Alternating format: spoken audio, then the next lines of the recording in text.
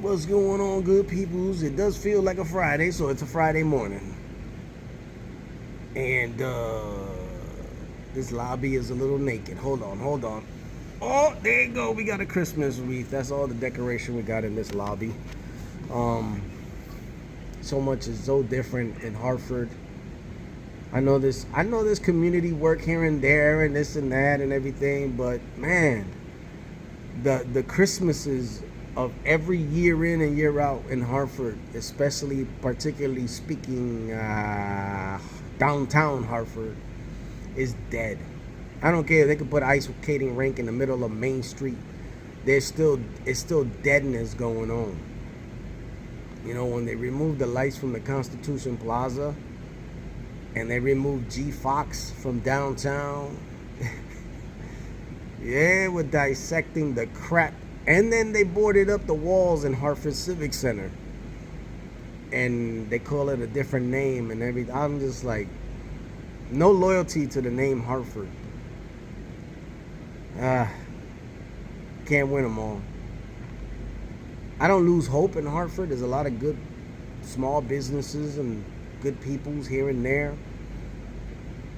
But the politics of the day changes everything. You gotta know somebody.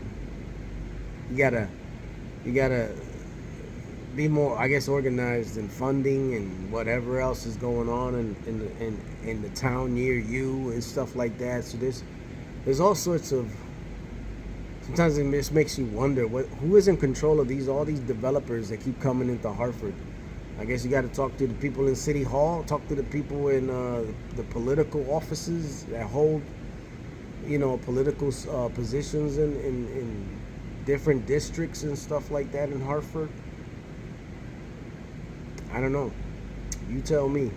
Because every year, for me personally, and I've been here since the early 70s as a young, mild-mannered boy, and there hasn't been that much change. And then it's amazing to me that when you work with certain people that are out of staters or out of towners, and they come in and some of them slip up at the mouth and they criticize Hartford for a moment. I usually hand them over some crickets because I start telling them, I said, well, it's amazing how people criticize Hartford, but they come to Hartford to grab a career or a job or whatever. I mean, there's so many ways of looking at it. You got to live in the town to understand that there's a lot of good more than bad in Hartford. Every town, this whole world is fallen. And every town has its flaws. Every town, including West Hartford, Wethersfield, and then not to mention all the red zoning that goes on. No, excuse me, redlining that goes on, that shows prejudice to people that coming from places like Hartford to make a better life for themselves in another town when they want to purchase a house or whatever. Or a church that's trying to branch out and they want to use a property to just branch out, put another place of worship there, all part of the Great Commission. So there's a whole bunch of stuff, and this goes on everywhere. It's just unfortunate. And I would love to see the local news report this kind of stuff rather than only focus on, there's some new changes, some developments. They're going to expand the highway. They're going to do this, that, and the other. I said, it's just another maneuver. Who cares? And I'm a true Hartford native. Who cares? These school systems, I don't understand what they did to it. They throwing magnet schools. They throwing all sorts of things. I'm like, man, since when there was a magnet school? I don't remember that when I was growing up. Times have changed. So the whole point of it all is that the times that we living in, there's always evolving going on. Every day there's something always evolving. But the problems they just still stay the same. They just get covered up in different topics, or they put a different umbrella on it and call it something else. I don't know. All I know is that inflation is inflation, right? The prices have gone up over the years if the prices would have stayed the same in the 90s, if the gas price, all that stuff, if it would have stayed the same, I thought the states governed themselves. I didn't think they were going by the federal government or Washington D.C. I really thought states governed themselves. You know, I can care less about the red, blue, purple, yellow, whatever. You know, like what political party you representing. Things are always evolving, and they forget about the people. Plain and simple, they forget about the people. You know, why you keep putting the prices up? Why the prices keep going up? You can have a good paying job, but with prices going up, rent, especially rent, you got these owners that love to just price gouge, and they do it in a slick manner. You got people who are trying to survive and keep a roof over their head and everything, and all you get is like you feel like you getting paid $10 an hour. You know, like that's how it feels. You can have like I said, good paying job, good salary, whatever. At this point, Fidelity Hoop, retirement, you know, a lot of stuff is up in the air that I feel like the Antichrist, all he got to do is get into everybody's bank account and wipe them clean. You know, like that's how crazy these times are.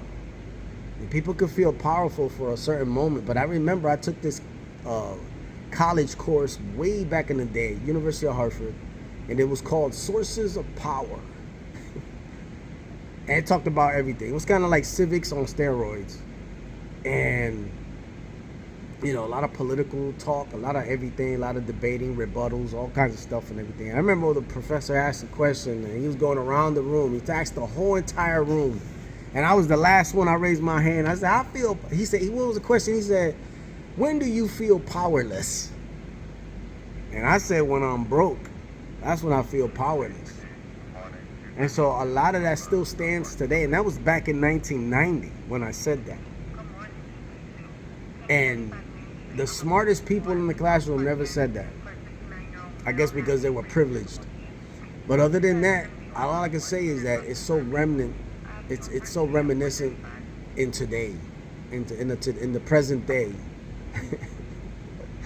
And then they want you to be getting involved in electric vehicles and things of that nature. And I'm like, man, any mechanic would tell you stay away from those electric cars, man.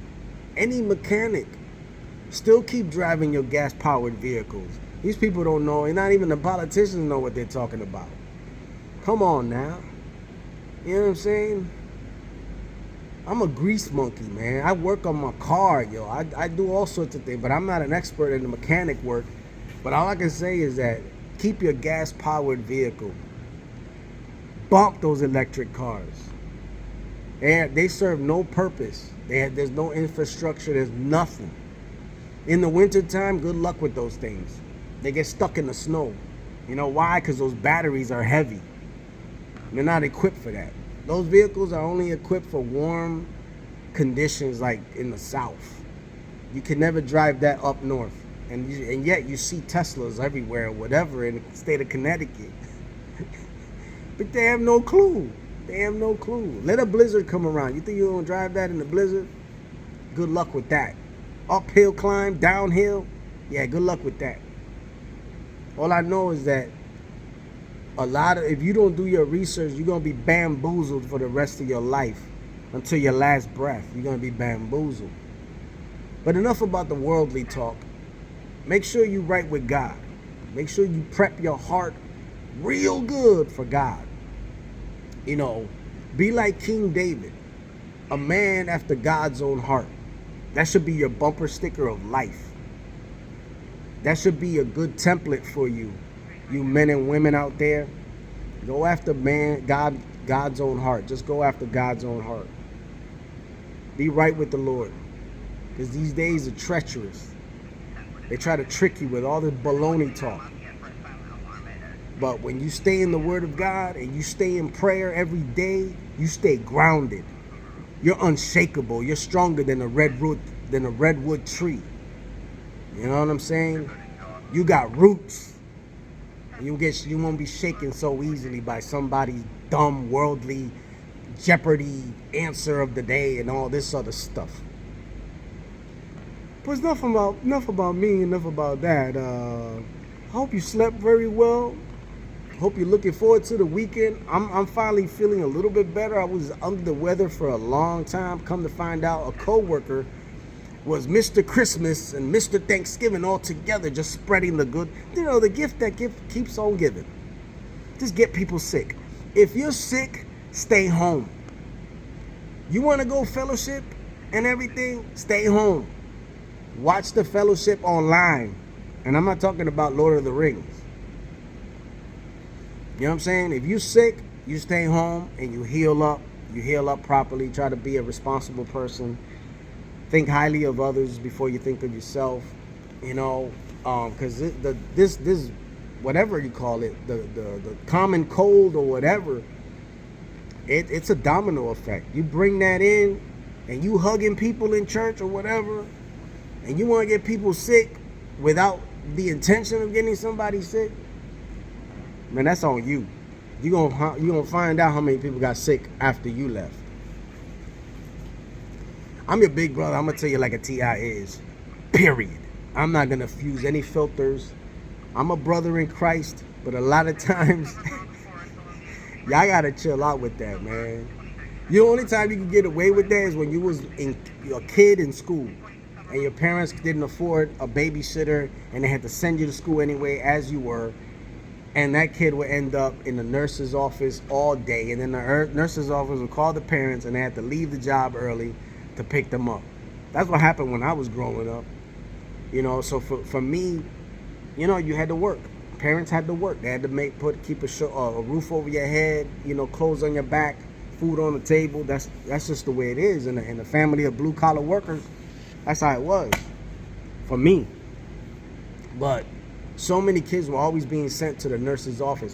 So that's one of my biggest pet peeves. You're an adult now, man, you better stay your butt home. If you sick, stay your butt home. I don't want your cooties. I don't want none of that. Man, I got things to do. I got too many portrait commissions to do. And I need to make people happy. Yo, people are counting on me to this day with some past commissions that I'm overdue on.